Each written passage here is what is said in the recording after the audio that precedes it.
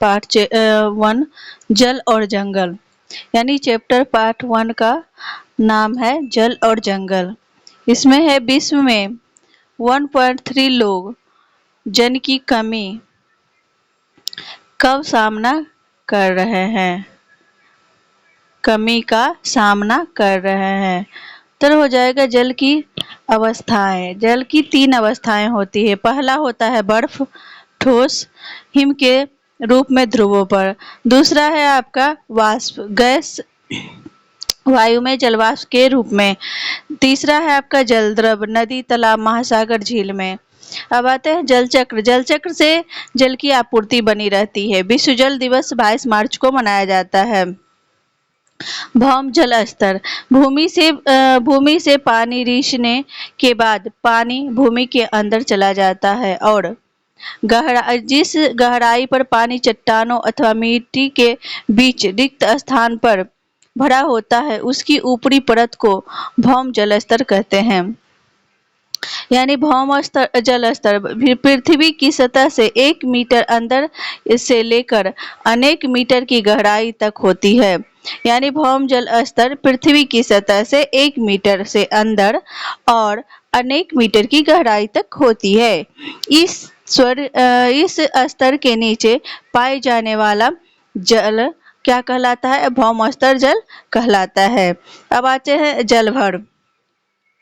तो जलभर है भौम जल स्तर के नीचे मृदा अथवा कठोर चट्टानों की परतों के बीच जो जल जमा होता है उस भंडार जलभर कहते हैं। यानी उस भंडार को जलभर कहते हैं। भौम जल स्तर के नीचे मृदा अवस्था कठोर चट्टानों की परतों के बीच जो जल जमा होता है उस भंडार को जल भंडार कहते हैं। बिहार में अत्यधिक वर्षा बाढ़, यानी बिहार में अत्यधिक वर्षा होने के कारण बाढ़ आ जाती है, वो है उत्तरी बिहार में। अब है वैशाली। वैशाली में है बरैला अभ्यारण्य। मुंगेर में होता है भीम बांध अभ्यारण्य। गया में गौतम बुद्ध अभ्यारण्य। और है नेक्स्ट आपका रोहतास। रोहतास में होता है कैमूर अभ्यारण्य। अब आते हैं खाद्य श्रृंखला। जो जीव पौधे को भोजन के रूप में रखते हैं उन्हें अन्य जीव यानी जल की अवस्थाएं। बर्फ का ठोस, बर्फ क्या होता है? ठोस होता है। वह हिम के रूप में ध्रुवों पर। वाष्प गैस रूप, जल वाष्प के रूप पर ये हो जाता है। नेक्स्ट क्वेश्चन है आपका द्वारा जो जीव पौधों के भोजन के रूप में खाते हैं उन्हें अन्य जीव द्वारा भोजन के रूप में खाते हैं उन्हें जीव द्वारा भोजन के रूप में खाया जाता है और यह क्रम चलता रहता है जिसे खाद्य श्रृंखला कहते हैं। एक एग्जाम्पल है आपका मेढक। मेढक यानी छोटे छोटे कीट खा जाते हैं। मेढक को सांप खा जाता है, सांप को गरुड़ खा जाता है। इसी क्रम से को खाद्य श्रृंखला बोलते हैं। इसी क्रम को क्या बोलते हैं? खाद्य श्रृंखला बोलते हैं। मरे हुए जीव अपघटित होकर ह्यूमस में परिवर्तित हो जाते हैं होते हैं जो पौधों के पोषण में सहायक होते हैं। अपघटक रासायनिक प्रक्रिया है जिसके फलस्वरूप ऊष्मा क्या हो जाता है? ऊष्मा उत्सर्जित होता है। अब है आपका प्राकृतिक में गैसों का संतुलन। देखिए प्राकृतिक में किस तरह से संतुलन किया जाता है। पादप है, ऑक्सीजन है और जंतु CO2। यानी पादप क्या करता है? O2 छोड़ता है। ऑक्सीजन क्या करता है? O2 जंतु लेते हैं। जंतु जो होता है O2 जंतु को छोड़ते हैं। लेकिन नीचे CO2 यही क्रम चलता है और पादप क्या होता है? CO2 लेंगे। वनों में प्रकाश संश्लेषण क्रिया के कारण O2 और CO2 का संतुलन बना रहता है। वन भूमि अपरदन रोकता है। वन भूमि अपरदन रोकता है। अब आते हैं चैप्टर, ये आपका 1 चैप्टर समाप्त हो जाता है। सेकंड चैप्टर है आपका जंतुओं में भोजन। तो आइए जानेंगे जंतुओं में किस प्रकार भोजन मिलता है। मानव में पाचन मानव में पाचन, आहार नाल प्लस पाचन प्लस ग्रंथि, पाचन ग्रंथि, आहार नाल प्लस पाचन ग्रंथि, यानी इन दोनों को जोड़ने से पाचन ग्रंथियां नालिका द्वारा आहार नल से जुड़ी हुई होती है। आहार नाल मुख गुहा से गुदा तक, मुख गुहा यानी दांत, जीभ, लाड़। दूसरा है आपका ग्रसिका, ग्रासनली भोजन को अमाशय तक ले जाता है। अमाशय का क्या काम है?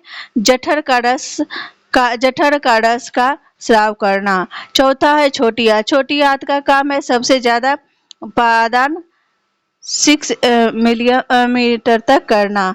अब है पांचवा है बड़ी आंत, अपचित भोजन का अवशोषण 1.5 एम करता है।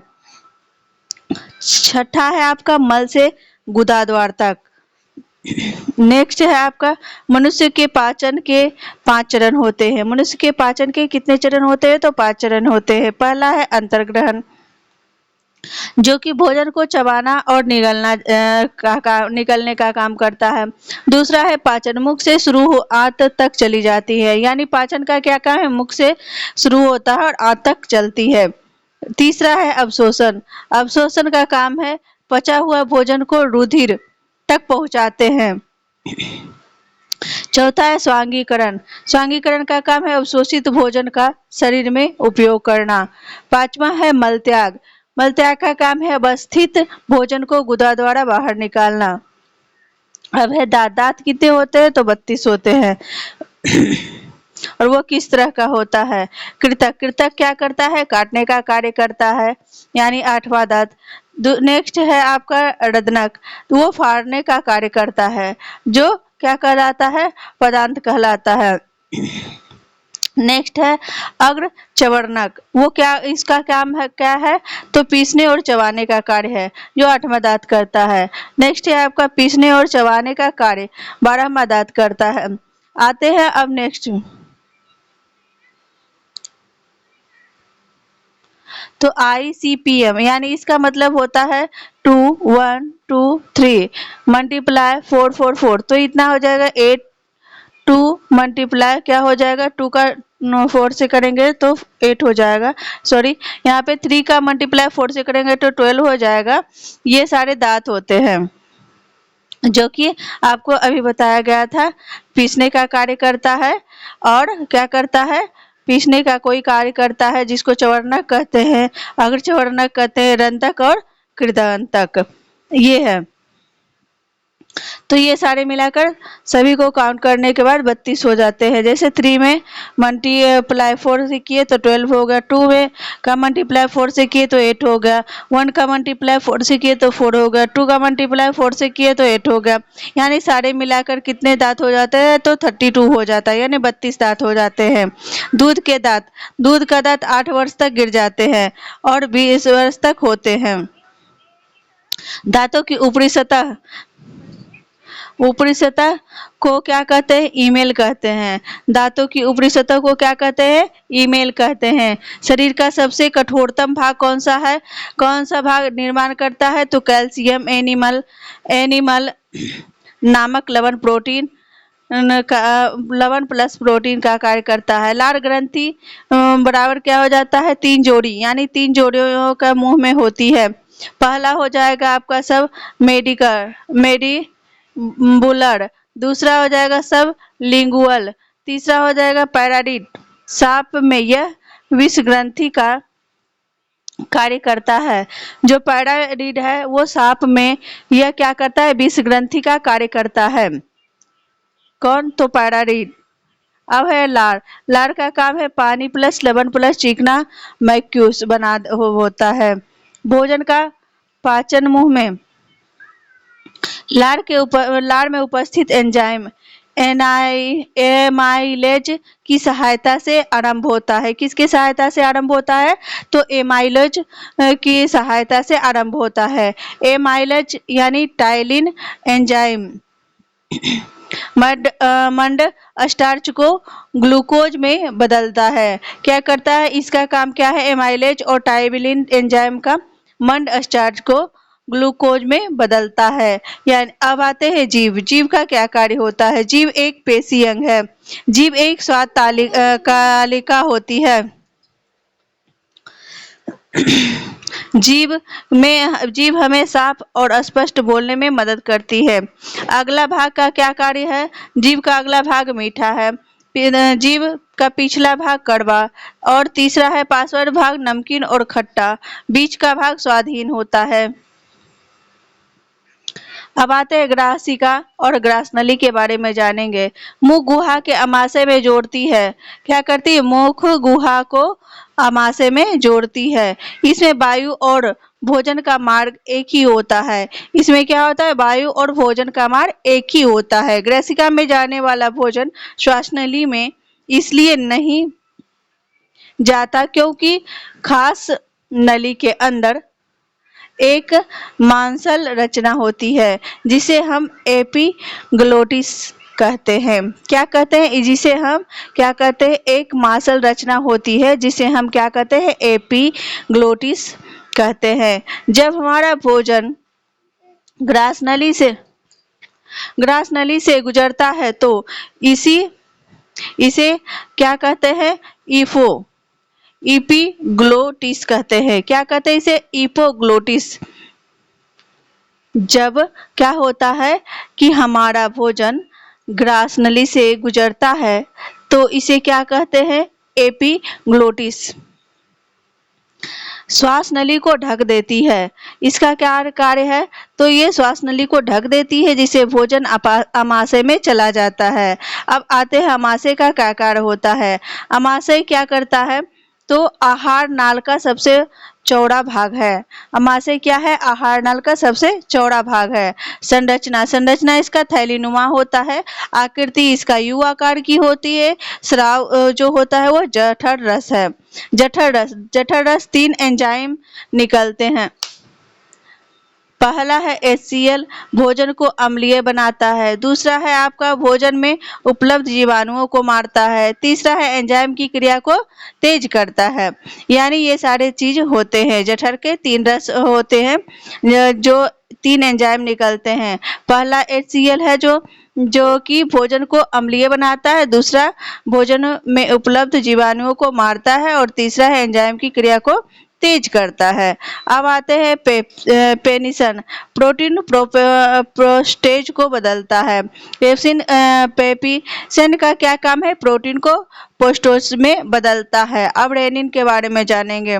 रेनिन का क्या कार्य है? दूध को पचाने में सहायक करता है। अमाशय क्या करता है? तो अमाशय से भोजन क्राइम के रूप में छोटी आंत तक पहुंचती है। अब आते हैं छोटी आंत के बारे में जानेंगे।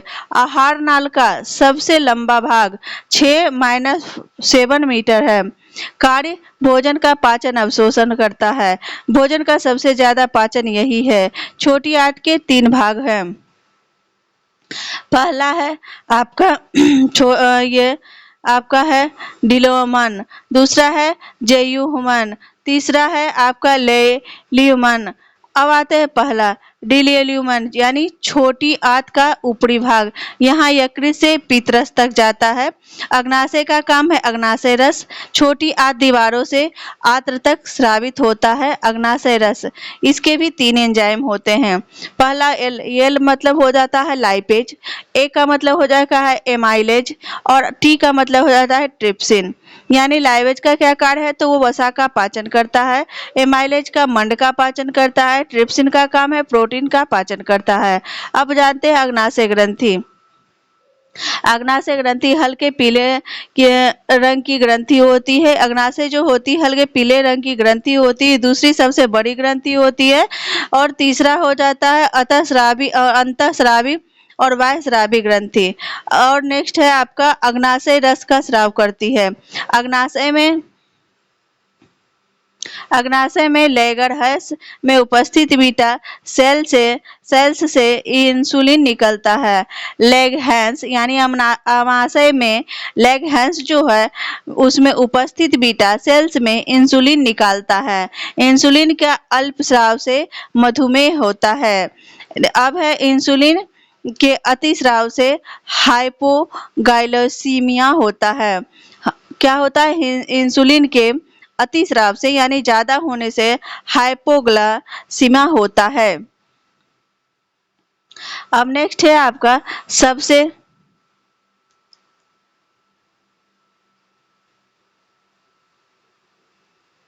सबसे सबसे बड़ी ग्रंथि। रंग का बाह्य भूत लाल होता है। अग्नाशय के ऊपरी भाग में दृष्टि के ऊपर स्राव नीरस होता है, पितरस होता है। पितरस का क्या कार्य है, तो हल्के पीले रंग का क्षारीय द्रव्य है। पिपरस का क्या काम है, पित्राशय, यानी पित्राशय का क्या काम है, पित्राशय से स्रावित होता है। आकार नाशपाती जैसा होता है। वसा के पाचन में सहायक होता है। भोजन में क्षारीय बनाता है। यकृत ग्रंथि विषैले अमोनिया को यूरिया में बदलता है। प्रोटीन की अधिक मात्रा को कार्बोहाइड्रेट में बदलता है। भोजन में वसा की कमी होने पर कार्बोहाइड्रेट से वसा कार्बोनोज प्रोथ्रेबिन का स्राव करता है। रक्त का थक्का बनाने में सहायक करता है।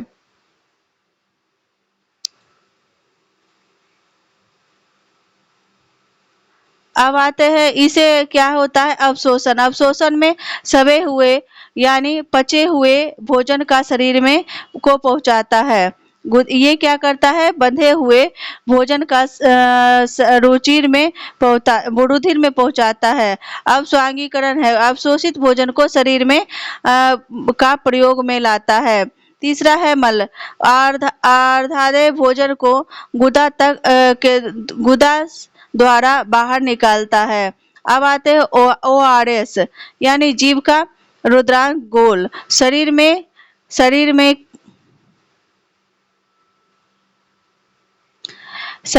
क्या है कि शरीर का रुद्रांक गोल है। शरीर में पाथी की कमी होने पर घास चरने वाले जंतुओं का पाचन। घास में प्रचुर मात्रा में सेलुलोज पाया जाता है। क्या पाया जाता है, सेलुलोज पाया जाता है। जंतुओं का आमाशय यानी 4 भागों में बांटा गया है। स्वतः बड़ा भाग क्या होता है, रुमेन होता है। जुगाली करने वाले जानवर को रूमेट कहा जाता है। क्या कहा जाता है, रूमेट कहा जाता है। अब आते हैं अंधनाल। पशु और मनुष्य में क्या होता है, तो पशु में क्या होता है, पशु में उपस्थित होता है। मनुष्य में भी पाई जाती है। इसमें जीवाणु होते हैं और मनुष्य में क्या होता है, जीवाणु नहीं होता है। पशु में सेलुलोज की पचाने में सहायक होता है। मनुष्य के कारण सेलुलोज नहीं होते हैं। अब है नेक्स्ट छोटी आंत की कड़ी। आंत में कड़ी छोटी आंत से कड़ी अंत आंत में कड़ी आंत के मध्य के बीच होता है। अब जानेंगे अमीबा। अमीबा में पोषण स्रोत जल तालाब। कोशिका के चारों ओर कोशिका झिल्ली होती है। भोजन क्या होता है, पकड़ने में भोजन पाचन में सहायक होता है। भोजन को पकड़ने में सहायक यानी भोजन पाचन सावधानी द्वारा किया जाता है। यानी अब आते हैं आपको जो इस तरह से बना होता है उसे भोजन पचाने में क्या करती है, सहायक होती है। अब शरीर का तापमान डॉक्टरी थर्मामीटर से मापे जाते हैं। शरीर का तापमान किससे मापा जाता है, तो डॉक्टरी थर्मामीटर से मापते हैं। थर्मामीटर पारा द्रव के रूप में भरा होता है। थर्मामीटर में पारा द्रव के रूप में भरा होता है। तापमान सेल्सियस फ़ारेनहाइट में मापा जाता है। डॉक्टर थर्मामीटर बराबर 35 डिग्री सेल्सियस से 42 डिग्री सेल्सियस तक माप सकते हैं। 94 यानी 94 डिग्री सेल्सियस से 108 डिग्री सेल्सियस तक। प्रयोगशाला तापमानिका परिसर यानी 10 डिग्री से लेकर -110 डिग्री तक किसी वस्तु का तापमान मापते हैं। तीसरा है आपका ऊष्मा का स्थानांतरण। गर्म वस्तु से ठंडी वस्तु की ओर होते हैं। दूसरा है आपका नेक्स्ट है चौथा ऊष्मा रचना की 3 विधियां हैं। ऊष्मा रचना की कितनी विधियां हैं, तो 3 विधियां हैं। पहला है चालन, दूसरा है संवहन, तीसरा है विकिरण। चालन, इसमें ऊष्मा एक कण से दूसरे कण में आपस में संपर्क में आगे बढ़ती है। क्या है कि एक कण से दूसरे कण में आपस में संपर्क से आगे बढ़ती है। इसका एग्जाम्पल है ठोस धातु और पारा। अब है ठोस धातु और पारा। नेक्स्ट है ऊष्मा। ऊष्मा क्या करता है? संचरण की वह विधि है जिसमें एक हिस्से से दूसरे हिस्से में गर्म कणों को स्वयं स्थानांतर होती है। अब इसका एग्जाम्पल है आपका पारा को छोड़कर सभी गैस एवं द्रव्य। अब है उपकरण। तो इस विधि में ऊष्मा एक स्थान से दूसरे स्थान तक बिना किसी माध्यम द्वारा गर्म होती है। जिससे ऊष्मा का स्थानांतर होता है वह ऊष्मा का चालक है। और एग्जाम्पल है आपका लोहा, तांबा और एल्यूमिनियम। जिससे ऊष्मा का स्थानांतर नहीं होता वह ऊष्मा का कुचालक होता है। एग्जाम्पल है आपका लकड़ी, प्लास्टिक। अब है जलवायु। वो ऊष्मा की कुचालक या अवरोधी है। जलवायु क्या है? ऊष्मा की कुचालक या अवरोधी है। वायु में ऊष्मा का रूपांतरण संवहन विधि द्वारा मंडल में द्वारा किया जाता है। मंडल में हवा संवहन द्वारा ही गर्म होती है। अब है समुद्री समीर, यानी संवहन द्वारा दिन में समुद्र की ठंडी हवा तटीय क्षेत्रों की ओर बहती है। जल समीर संवहन द्वारा तटीय क्षेत्र में ठंडी हवा रात में समुद्र की ओर बहती है। सफेद रंग ऊष्मा के परिवर्तित कर देता है। एग्जाम्पल है इसलिए गर्मी के में सफेद वो हल्के रंग के कपड़े पहनते हैं। अब है सारंग, ऊष्मा को अवशोषित करता है। उसका रंग क्या करता है? ऊष्मा को अवशोषित करता है। तीसरा है सर्दी में काले वो गहरे रंग के कपड़े पहनते हैं। लकड़ी में एक मोटे कंबल की तुलना में दो पतले कंबल ज्यादा गर्मी देते हैं। आंसर है इसका दो कंबल के बीच वायु की परत होती है। उत्पन्न हो सूर्य से हम तक ऊष्मा विकिरण द्वारा आती है। विकिरण द्वारा ऊष्मा रूपांतरण में किसी भी माध्यम की आवश्यकता नहीं है। अब है नेक्स्ट, सूर्य और पृथ्वी के बीच माध्यम नहीं निवार्त है। अब है आपका ये चैप्टर जो है 3 चैप्टर समाप्त होता है। 4 चैप्टर में है गति और समय। आवर्त गति एक निश्चित रूपांतरण में अपनी पूर्व गति को दोहराना आवर्तकाल दोहराना आवर्त गति कहलाता है। अब आते हैं आवर्त काल। लोलक द्वारा एक ढोलक को पूरा करने में लगा समय लोलक कहलाता है। अब लोलक का आवर्त गति होती है। आवर्त गति का उपयोग समय में मापन में होता है। स्पीडोमीटर गतिशील वस्तु की गति मापता है। आंडोमीटर का काम है गतिशील वस्तु की दूरी मापता है। अब ये चैप्टर आपका ये छोटा है, आपका ये जो है चैप्टर गति और समय इतना ही है। सिर्फ गति और समय के बारे में बताया गया है। अब नेक्स्ट चैप्टर है आपका 5 पदार्थ में रासायनिक परिवर्तन। या क्या है? पदार्थ में रासायनिक परिवर्तन। नीला थोथा क्या है? कॉपर सल्फेट है। गंधक अम्ल सल्फ्यूरिक अम्ल। खाने वाला सोडा सोडियम बाइकार्बोनेट कहलाता है। सीओटी की खोज बराबर 160 जॉन हेलोमोट। परीक्षण चारकोल जलाकर। CO2 गुणों को विस्तृत अध्ययन। CO2 गुणों का विस्तृत अध्ययन 1756 जोसेफ ब्लैक।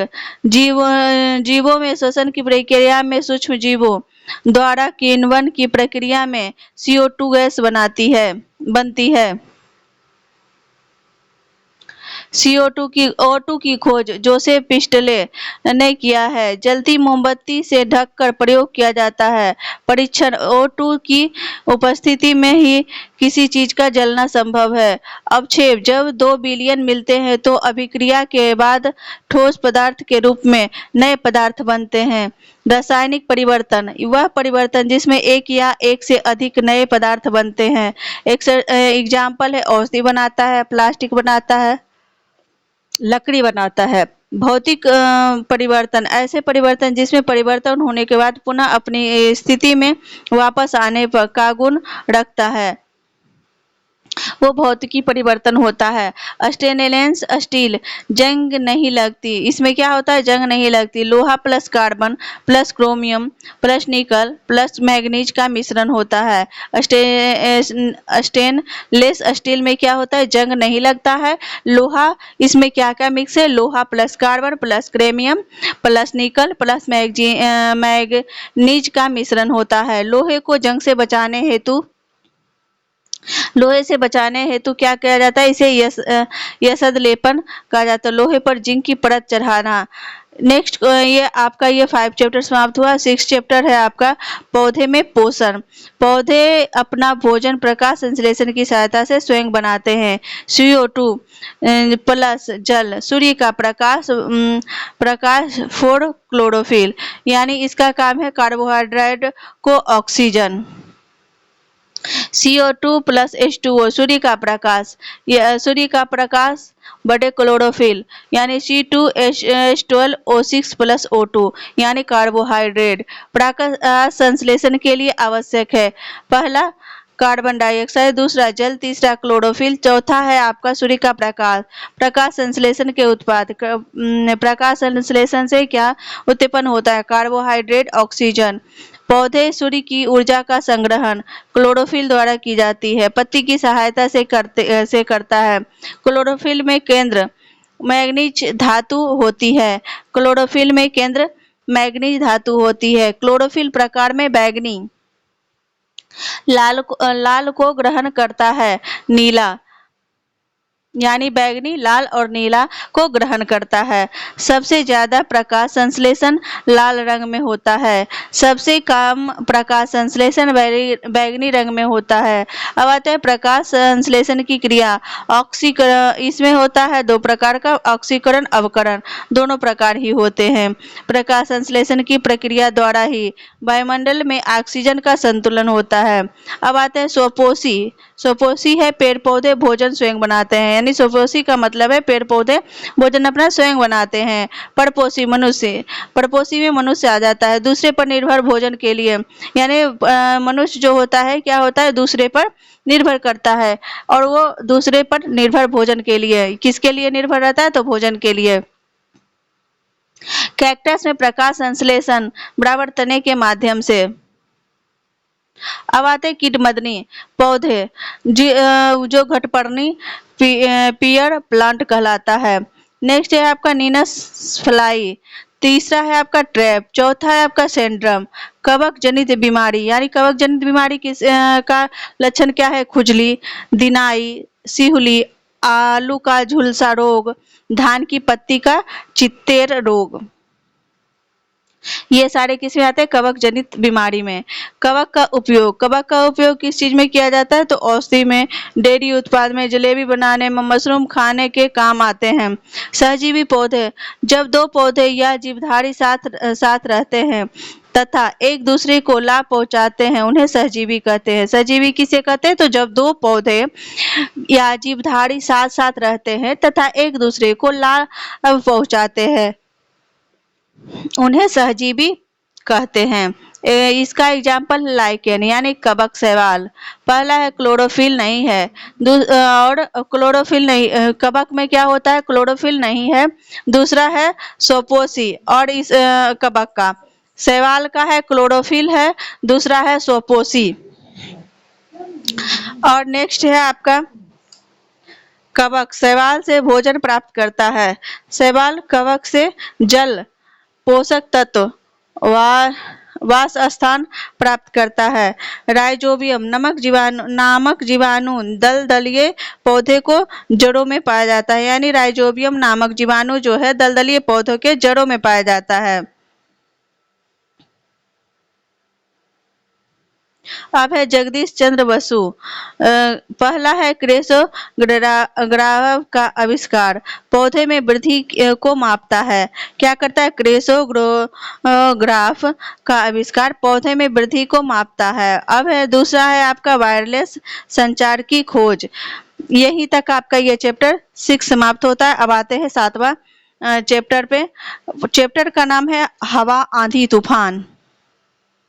हवा का वेग बढ़ने से वायुदाब घटता है।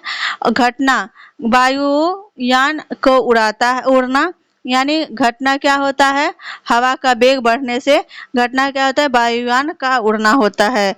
तेज हवा में छप्पड़ का उड़ना होता है। चक्रवात, गर्म हवा ऊपर उठने के साथ वायु दाब कम हो जाता है, जिसके कारण वहां खाली जगह पर प्रबल हवा आने लगती है। प्रबल हवा आने में पुनः वायु दाब हो जाता है तथा अधिक हवा में तेज चलने लगती है। इस तरह चक्रवात बनाने लगता है। चक्रवात को उत्तरी अमेरिका में हरिकेन कहते हैं। क्या कहते हैं? चक्रवात को उत्तरी अमेरिका में हरिकेन कहते हैं। पूर्व एशिया में टाइफून कहते हैं। यहीं तक आपका ये चैप्टर हवा और आंधी तूफान समाप्त होता है। अब नेक्स्ट चैप्टर यानी 8 चैप्टर में आते हैं जलवायु। उस चैप्टर का नाम है जलवायु और अनुकूलन। जलवायु, इसकी किसी इलाके का किसी एक तरह का मौसम अगर लंबे समय तक रहता है उसे इलाके की जलवायु कहते हैं। क्या कहते हैं? उसे इलाके की जलवायु कहते हैं। भारत की जलवायु उष्ण कटिबंधीय है। जलवायु गर्म और नम, यानी इसकी 4 ऋतुएं हैं। इसकी क्या है, कितनी ऋतुएं? 4 ऋतुएं हैं। पहला है शीत ऋतु जो जनवरी फरवरी में होता है। दूसरा है ग्रीष्म ऋतु जो मार्च और मई के में होता है। तीसरा है वर्षा ऋतु जनवरी से सितंबर यानी दक्षिण पश्चिमी मानसून होता है। चौथा है आपका मानसून पश्चात घट ऋतु है, तो वो है अक्टूबर से दिसंबर तक। भारत की जलवायु पर 2 प्रकार की मानसून का प्रभाव पड़ता है। पहला है उत्तर पूर्वी मानसून, शीत मानसून, ओसी प्लस मार्च। दूसरा है आपका दक्षिणी पश्चिमी मानसून, मार्च सितंबर। सर्वप्रथम केरल में प्रवेश करता है। ध्रुवीय भालू, यह ध्रुवीय उत्तरी ध्रुव और दक्षिणी ध्रुव के निकट वाले क्षेत्र में पाए जाते हैं। एग्जाम्पल है कनाडा, ग्रीनलैंड और है स्वीडन और है फिनलैंड, यानी ये चारों जगह 5 जगह होते हैं। इसके शरीर पर बालों की मोटी परत होती है।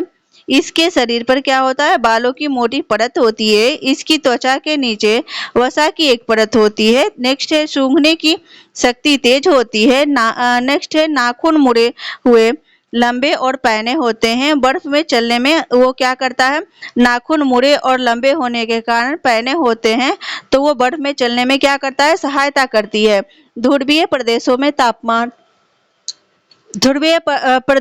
तापमान 37 डिग्री यानी 37 डिग्री सेल्सियस रहता है। ध्रुवीय प्रदेशों में 6 माह रात होता है और 6 माह दिन होता है। ध्रुवीय क्षेत्रों में पाए जाने वाले जीव, ध्रुवीय क्षेत्रों में पाए जाने वाले जीव का नाम है कस्तूरी मृग। दूसरा है पेंगुइन जो तैर भी सकता है। ध्रुवीय भालू। अब आते हैं साइबेरियन क्रेन। यह पक्षी साइबेरियन के प्रवास हेतु भारत के राजस्थान, हरियाणा, सुल्तानपुर में सर्दियों में आता है। हनुमाना बंदर, भारतीय बंदरों में सबसे अधिक, हनुमाना बंदर क्या होता है? भारत में सबसे अधिक बंदरों में से सबसे अधिक है। नेक्स्ट है आपका वर्षावन में रह सकता है।